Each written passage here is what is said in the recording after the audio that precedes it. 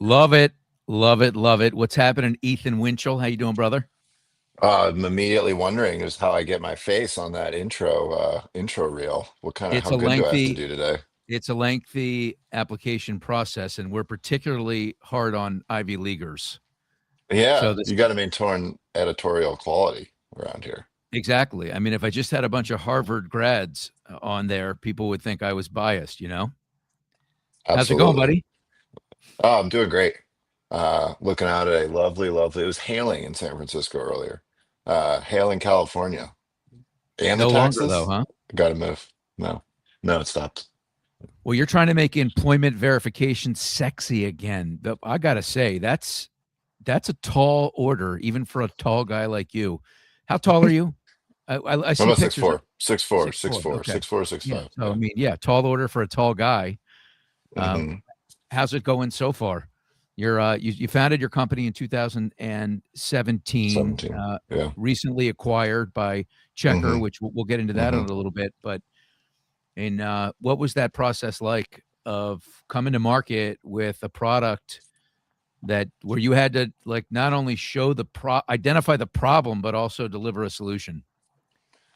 Yeah, well, going back to 2017, the big Equifax consumer breach, a lot of early emergence of like crypto, blockchain, trying to like decentralize these intermediaries, return control back to the consumer. The unsolved problem, and still to this day, ask me how it's going. I feel like we are like maybe 1% of the way towards the eventual solution that we hope we can have here one day. But anytime you're interacting with anyone, a Mm. mortgage lender, a property manager, hell, if you're going on Airbnb and trying to rent something, you're trying to figure out, can I trust this other person? Can I trust the person to repay the loan? Can I trust the person to rent my unit? Can I trust the person? Can I trust this person to hire them? All of these different types of things. There's no way to for the consumer and the party that's assuming the risk to actually go and compile this in a systematic way. Just doesn't Mm. exist. This kind of like canonical data broker. So that's what we kind of started out recognizing as the big gap. Turns out in mortgage, you have to do this 100% of the time. Every single loan, you got to pull income, you got to pull employment. The best solutions on the market only do it 40% of the time. So what does that leave you with? That leaves you with like your process really being wholly unautomated. 60% of the time, documents, phone calls, all this stuff, insanely slow, insanely expensive. And if you look at productivity per fulfillment employee in mortgage lending, it basically, and you take out like the 21, 22 kind of like wash years where there's so much volume that productivity went up because there's a lot of easy refis. If you just look at like a 2018 basis, 2025, it stayed the same. So while I feel like we've made a ton of progress, felt like we've shipped a ton of cool stuff, the impact that we've had is still like so marginal. So when I talk about this billion-dollar problem, on one hand, you could say, what the hell, man, you've been waking up every day for 8 years and there's still a billion-dollar problem to solve. On the other hand, it's also really exciting because we know how much more room there is to run. Yeah, you had a post the other day on LinkedIn that I think went viral by a lot of hmm people's standards in identifying hmm that you're solving a $1.2 billion problem, and that is the process of income verification. And in doing a little background on you and how you view the process through what lens, this is the process that we know of as an industry. hmm Run the work number on loans where I need income and Yep. employment validated, get a percentage of those that are in the database, and when I can't get them, I'll then collect a document. When it's time to Right. fund my loan, I'll pick up the phone hmm and call the employer. Is your solution, does it push all of that aside? Is it 100% effective all the time? And so that you don't need that two-pronged process?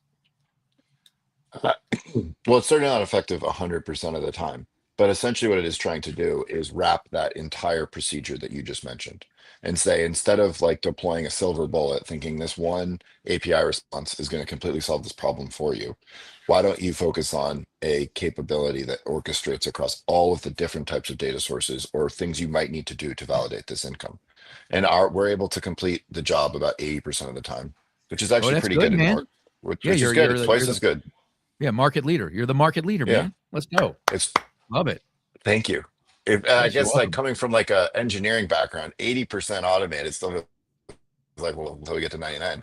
Um, Mortgage is a little different. There's a lot of exception handling in mortgage. And so really what we focus on is, just continuing to chunk away. 80% this year will be 85%, will be 90% as we continue to bring on more data sources, as we continue to get better at, you know, passing data back and forth with the GSEs to make sure we're structuring the data correctly, um, clearing conditions correctly, and doing all that type of stuff. What really makes like kind of it allows you to take a lot of labor out.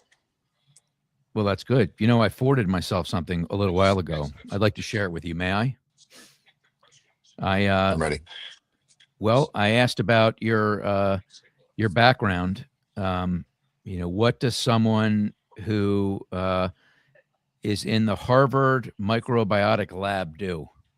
Because when I look at your resume, it says that's you spent some time doing that. What do people in a Harvard macro lab do? Economic research, data analysis, modeling and forecasting, academic writing, policy impact.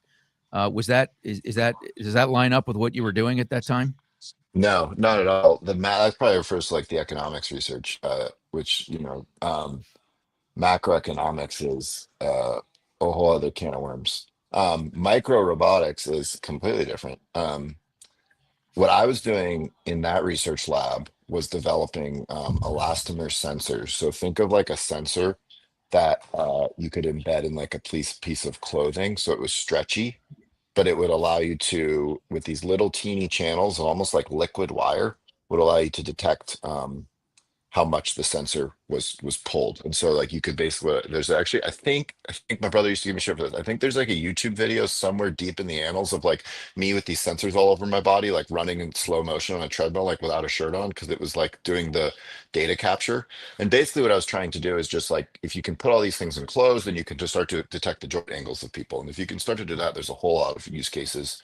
Um, Both now, obviously, with all these humanoid robotics, right? If you could like basically do data capture for like a worker to know like here's how they actuated their joints, you kind of use that as a training set for humanoid. That wasn't even a thing at the time. Um, the thing that lab actually got a lot of like plaudits for was they developed these like basically dime-sized bees, and they were robot bees, and they're trying to like program them in swarms to do all of these different types of use cases. So couldn't be farther from So you macroeconomic so you work research. you work you worked with bees? Yeah, Not necessarily. bees. Yeah. Interesting. Do you own a Tesla? I don't. I still No. actually drive a gasoline car, which is more a function of just like living in, still I still live in an apartment. That's why I got to make mortgages easier so I can actually go and actually be able to afford a home. Um, but no, I still drive a gas car. Very interesting. And you go back and forth, East Coast, West Coast, right? And you founded your company, and isn't Checker based out on the West Coast? Yeah. So now I'm full time on the West Coast. Lived in San Francisco the last like 8 years, 9 years. I grew up outside Boston, and then lived in New York City again, doing something else in like the hardware space right after college. And that's where I met my then girlfriend, now wife. But literally, when we started the company, uh, my wife and I, and my girlfriend, had just moved into an apartment together. I was like, okay, I'm gonna go start this company in San Francisco. We did the long distance thing. I was literally sleeping on an air mattress in my old college roommate's bedroom at the time, in like a house with a bunch of like our old college friends. It was very much like the what you read about in terms of like the founding experience. We had an apartment in New York, couldn't also have an apartment in San Francisco, so it was like literally sleeping on an air mattress I read that you for like almost raised. a year. I read that you raised over $100 million at Hmm. Truework, and at the Yeah. time that Checker took you out, that the valuation was somewhere around under 500 million. Is that are all those numbers? It seems like they're public. That's what it spit out. Anyway, and Yeah. when you get into that stratosphere, what's it like to know that you've built something so powerful that those kinds of numbers can be associated with it? And so many people who invested, by the way, friends, family, Hmm. all these different rounds that are relying on you. I would imagine that's immense pressure. Yeah, I would say the pressure or responsibility that I feel or felt most day to day was actually to like the group of people that you have somehow convinced to go and grind their ass off to solve this problem with you. And so, like, making sure that you do a good job so the company runs well and has a good outcome for like the employees that have really commit such a high percentage of their life. That's the responsibility and the care that I've always held most near and dear. Because I feel like the investors, it is their job to make a calculated risk on the eventual payoff of this. And so, like, it's your job. You're gonna win some, you're gonna lose some. Like, it's your job to do your evaluation of me. The employees feel like a little bit more of like I have a responsibility to really execute on the vision that we are all buying into when we get inside the four walls every day. Um, but it was definitely intentional to kind of sign up for this track. I remember distinctly raising our Series A from Sequoia, who's one of the better, better known venture capital firms, and we kind of had a number of different offers on the table. And I remember conversations with our founders for like, we're going to go this path, and this path means like buckle up. We are on Highway One, going as fast as we can, as big as we can, and so it's definitely a choice. And um, it's kind of the way that I like to, live my life, right? Time is finite. So I'd rather like go for it if I'm going to go for it. Yeah. Um, Do you pull some all nighters somewhere in there? yeah, usually around the board meetings, either Right. pre-meeting or oftentimes after post-meeting when we realize like Can all the you shit get we it? had to go and fix.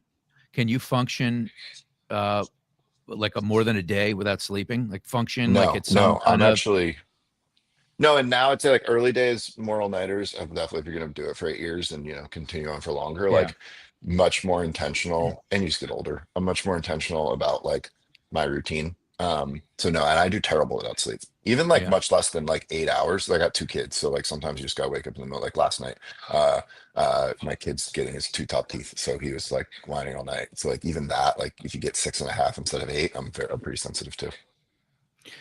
Would you like to know your biggest lessons learned after 8 years? Are you curious to know what those are? I am so I'd like to share them I'm with you. May I?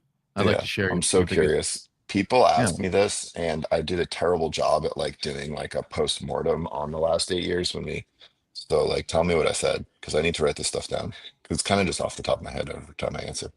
Well, what's interesting is it's going to take an act of Congress for me to figure out how to play this. We're gonna watch. So Yeah. yeah, I'm not sure that's going to. Well, what did I say? What did I say? I don't know. I got to I know. listened to like the first 3 seconds. I'm like, this will be great on the show. Yeah, But yeah. maybe not. But no, I mean, what lessons have you learned about the mortgage business? Because like when I look at the business and I hang in some influential circles from time to time around people that make decisions. And what I've learned is that making decisions, making commitments, especially around tech, can be really, really complicated. And even once you're on board, getting adoption and having people Yeah. understand it, a whole nother set of challenges. So was all of that what you expected it to be? No. Um, the latter piece you mentioned has been a huge learning. And if it really applies agnostic of industry. I was just listening to a podcast with the CEO of Anthropic a couple weeks ago or a couple days ago, and there's this whole kind of like debate in that market of like this concept of diffusion, which is basically like the gap between like the leading capabilities of the AI research labs and like what people are actually doing on the ground. And stuff just takes time to bake through humans, and I think that's actually a good thing for the most part, but definitely like a learning curve of, and I'd say broadly, like the thing that I've learned most about mortgage is like mortgage is just really like a manufacturing process. It's unlike other types of lending where like you actually are like trying to make a risk calculation. Most mortgage lenders are like rinse and repeat, like either one or a giant set of recipes. But like who's actually owning the risk is that's you kind of offload that to the private capital markets and to the GSEs. And so really just you are manufacturing and the people on the ground are the manufacturing workforce and figuring out how to manufacture this thing in the most efficient process, but knowing there are still people involved in the process and you're trying to automate it the same way you would automate a factory and there's a lot of exceptions. So your tolerances have to be tight. It's very actually similar. So at least how I approach the problem. Yeah, so you're trying to solve a problem, a pretty big one, with income verification. It can get complicated and tricky. It's not Hmm. all two borrowers are alike, but I'm curious to know at what point did you realize that your brain was built for solving problems? How young were you? When did that light bulb go off? The story I like to tell, which is kind of true, like memories of weird works weird like that, is I think it was fifth grade. And you know, like when you're going from elementary school to middle school, I had to put what I wanted to be when I grew up in the yearbook. And I think I put NFL football player because I see Tom Brady jersey back there. Grew up outside of Boston, you know, obviously a big Pats fan. Um, and I remember my mom made me like scribble out that answer and write that I wanted to be an entrepreneur. And that still sticks to me to this day. And I think the thing that I feel like an insane amount of gratitude for that I try not to take for granted is just like going and starting a company feels to me the same level of like possibility as just like I'm going to put in an application over here or I'm going to walk into this venture capital office and ask for money for a seed round. Those are like equivalent opportunities for me. And that is I don't take that for granted because it should be scary. It should feel scarier. I should probably feel more fear than I do. Um, in terms of like going and doing some of these things where you are kind of like, you know, diluting reality oftentimes, especially in the early days. Who's an entrepreneur you admire that we would know the name, and why? Yeah. Um,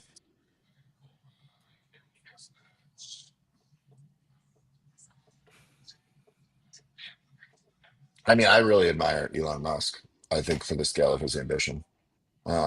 The thing that I admire most about any founder is the just the scale of ambition that they're able to carry and not be it's kind of like whether you look even through history. I'm really into like, you know, kind of like in biographies from antiquity right now. And if you look at like Alexander the Great or Elon Musk, like the two things they did is like they set themselves towards like an insane outcome that no one believed. And then they just like stuck like a giant like tree with giant, giant, giant roots in the ground. It didn't matter how hard the wind blew. They're like, nope, I am here. This is where we're going. And that's the hardest thing to do in the world. Did you always want to go to Harvard? Is that something, a kid who grew up in the area? Is that something that you wanted to do? Did your parents want you to do it? No, you know, I applied to like a bunch of different schools. I probably like maybe wanted to go more to like my grandma to Princeton. I didn't get into Princeton though. Um, but yeah, I always did well in school. And like the friends that I made at Harvard, outside of the classroom education, the friends I made at Harvard are still like my closest group of friends. So that Do was you like the think with best thing you that I got think out of had it. you how old are you? Are you in your 30s? 34. Do you think had you grown up in this era with this crack right here Yeah. and Yeah. and all the screens and all that stuff, you would have been able to still stay focused and get where you got? Such an interesting question. Something I Because think about all the time. I'm watching my kids Totally. suffer, bro. It's horrible. Yeah. I mean, it's the Yeah. worst thing I've seen. Like they can't stay focused. My kid, I took him to school today. Hmm. He had his headsets on the entire time. He's listening to music. I'm like, dude, Yeah. like, Yeah. do you ever want to talk? Like, do you ever want to talk to me? Oh, come on, Dad. Every kid does this. Yeah. Yep. Yeah, there's been a lot of really interesting research in like the last year or two, really, on like the negative kind of health outcomes that the smartphones have had in particular. Um, every kid does this. Like most kids will tell you that like every kid does it, so they feel like they Or have every to kid has one of participate in these. it. But like, I have to have one of right, these. yeah, I try and right. get my But if you kid to actually turn his ask them, phone like, in. yeah, I try to get them to if turn you the ask phone in them, at 9 at night. Oh, my friends that their parents don't make them ever turn hmm, their phone in. They get to sleep yeah, next. I'm like, well, I don't give a shit about your totally, friends. totally, I'm totally, I'm not your friend, and this is what yeah, you're gonna do. totally, But totally. what's the answer to the question? Like, if you think that would have changed your trajectory at all?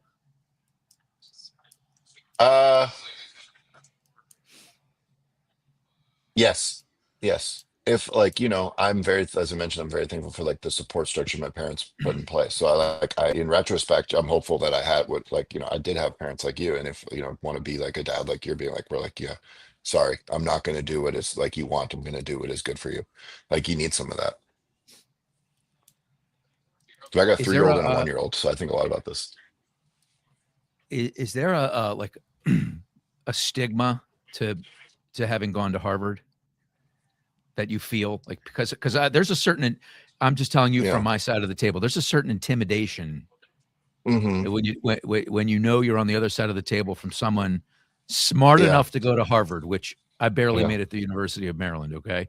Yeah. Um, I mean, you're a normal, approachable guy. Yeah. Diego Sanchez, same thing. He Hmm. went to Harvard. I've known pretty much Hmm. everyone I've known who went to Harvard is just an ordinary person, uh, but with an extraordinary like brain. Is there like Yeah. a stigma? Not a guilt, but like what is it like to have that and know that when you tell somebody that, they're always thinking one thing or another about it. Yeah.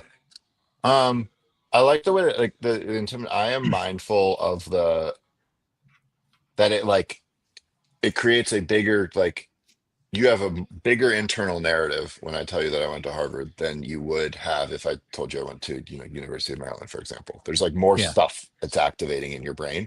And I am definitely like mindful of that.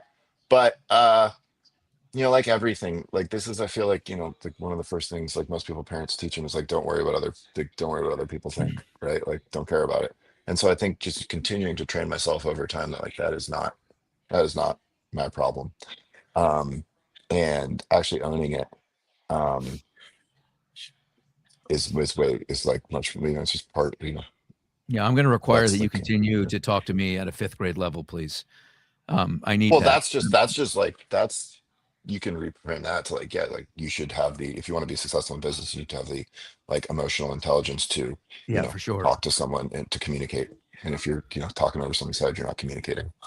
So, like, what is the one thing you tell a young Ethan entrepreneur, that now that you didn't know then when you founded Truework in 2017? You wish you knew then.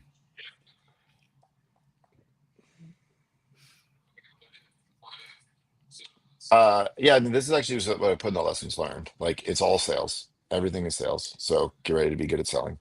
um and uh it is so hard to lead, so like get good at leading, get good at selling, and get good people, Yeah, but not too many people, but but not too yeah, many people. sales though sales really isn't sales. Sales is Yeah, relationships. It's relationship building. So exactly, that's what sales is, right? exactly. Are you an Yep. outgoing guy No, by nature? So you're no. pretty introverted. Yeah, Yeah. So I mean, you've had to walk then into it. You're the face of Truework. yep. So you've had to walk into a space that is not necessarily your comfort Hmm. zone. Yeah. how have you been able to do that? Like, and are you where you want to be now in that journey? I would say like I'm not where I want to be in the sense like I still get that like feeling of like nervousness or discomfort like in your stomach when you like walk into some of these environments. But I don't know if that's necessarily like a bad thing, or if you can ever really get rid of that. So that might be like an impractical expectation. Uh, But you're I doing it. have Like gotten, you've yeah, accepted that. I mean, you're on camera. yeah, Like if anybody follows you on LinkedIn, by the way, everybody should. yeah, You make incredible yeah. videos.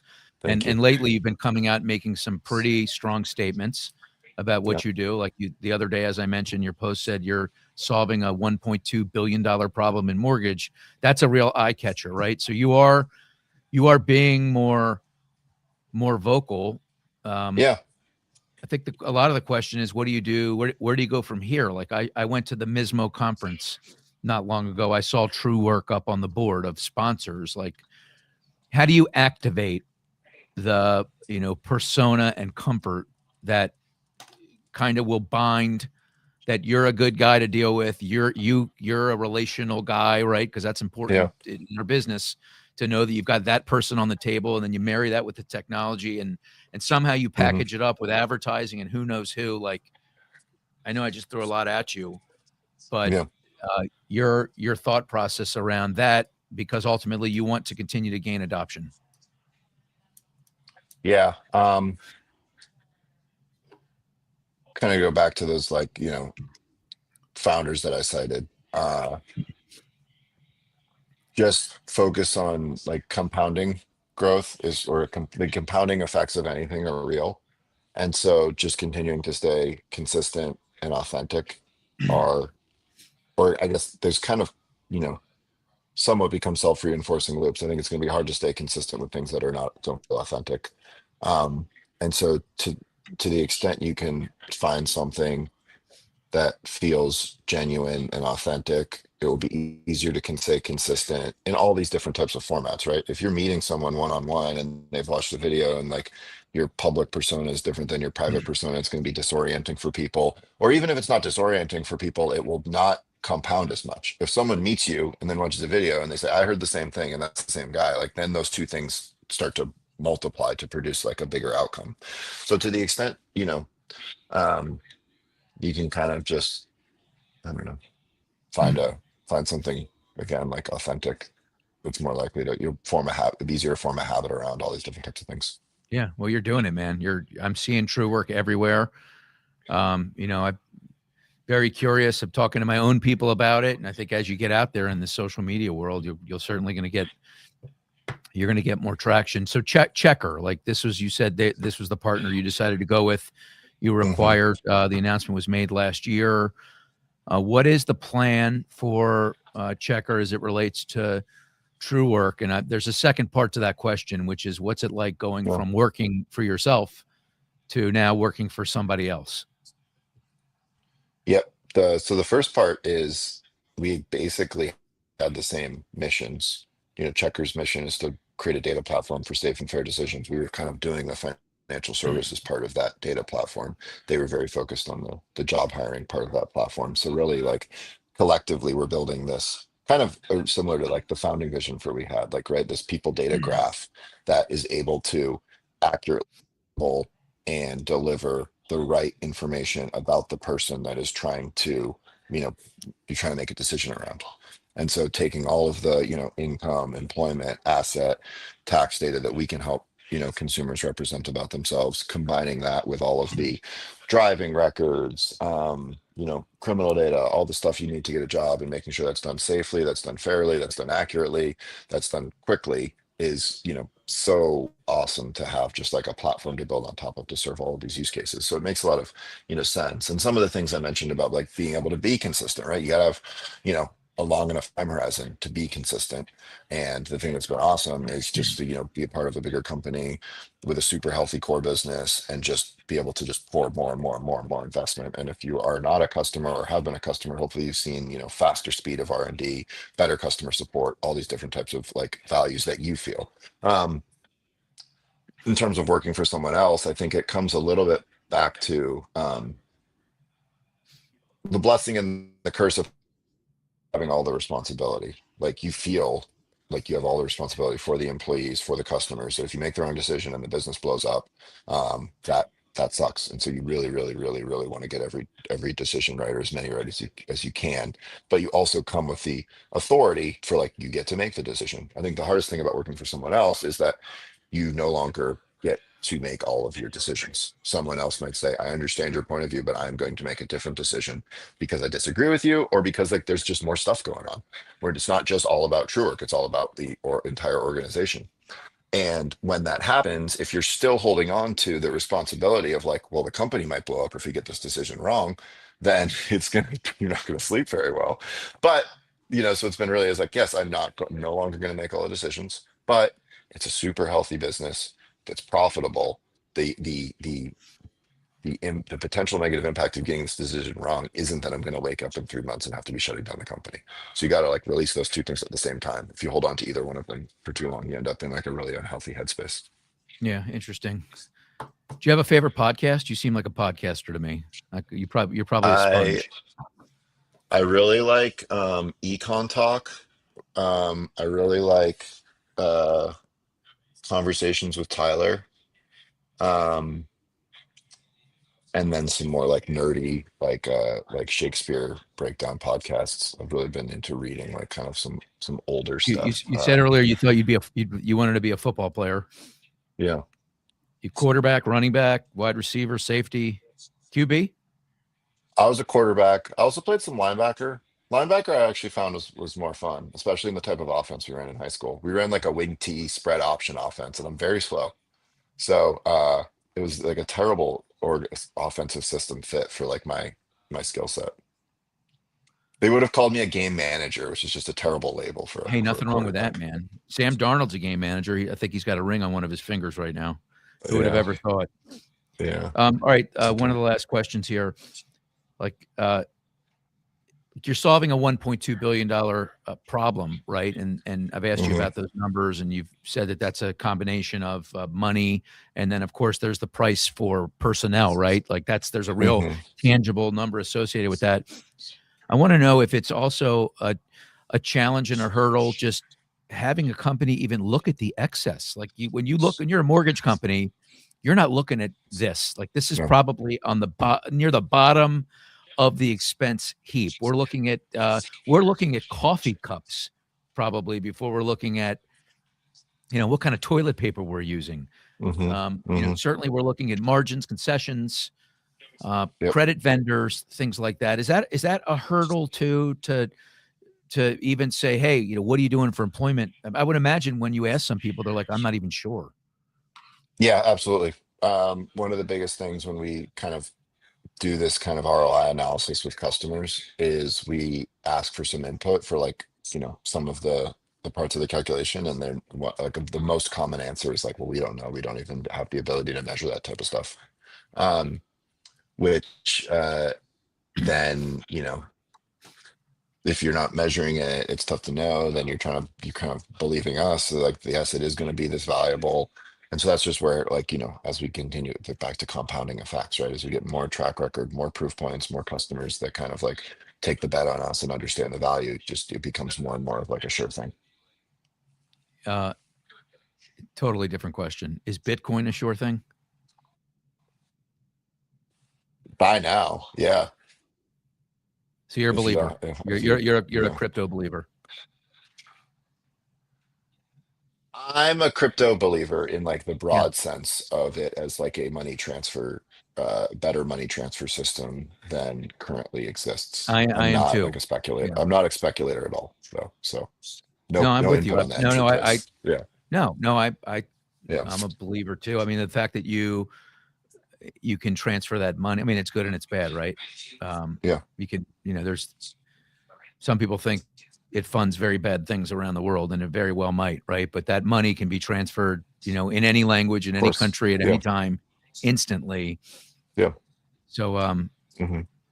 so that's pretty cool, Yeah. my friend. Removing barriers to commerce between people, like largely led to like, the Pax Americana post World War II. And so like, just globalization in general, and to the extent easier money facilitation can extend that, like probably better than not, even with the negative like kind of externalities on the margins. What's the mortgage business going to look like in 10 years? I mean, how much different is it going to look Probably than the it same. looked? No, I'm serious. I mean, Uh that's like, I don't know if you're yeah. joking or I not, don't but know. if People you, are still no. I think like for a consumer, it'll probably look pretty similar. People are still gonna want people to talk to. Um, So especially from like the sales and front end experience, I think it will still be pretty similar. Now, maybe, hopefully you're closing faster. So like your front end experience is more connected. You're not like doing the front end experience and then like waiting 45 days for everything else to happen, but in the background. So like less stressful for sure. But 10 years is still not a sure bet to like bend the curve on like housing stock either. So until you like can bend the curve on like housing stock, it's probably still going to be like stressful in a lot of situations, just because like the supply will continue to be a problem. So, but if we build and we deploy like kind of post front end back office production technology, then I think you're looking at a pretty good, product from the consumer's POV. cool. This has been fun. I know we didn't pregame at all on here, so I took you in a bunch of different directions. Yeah, But I you are love a it. gamer, man. You're a gamer, man. You were like Brady in the fourth quarter, down by 10 points. Yeah, With yeah. three minutes to play. That's what you just did. You delivered. Okay, I love it. Yeah. Yeah, Well, we and gotta get you're Drake the May. tall Got to guy. get Drake May Yeah. playing that way next Listen, year. you're the tall guy. I'm Julian Edelman. I'm also Jewish. So like me and Yeah, Edelman have a lot in common. You and Brady, you're yeah. both tall and handsome. You have great hair. So you guys have a Hmm. lot in common too. Yeah, yeah. I'm gonna show my wife the last 10 seconds of this podcast. You're probably gonna throw up in her mouth. Truework, baby. Make income Yeah, verification sexy again. yeah. All right. Yeah. Thanks, Yeah. Greg. it's great. It's good to talk to you, Ethan. We'll be in touch. Thanks so much for your time. Later. Bye. All right. Take care. See you now.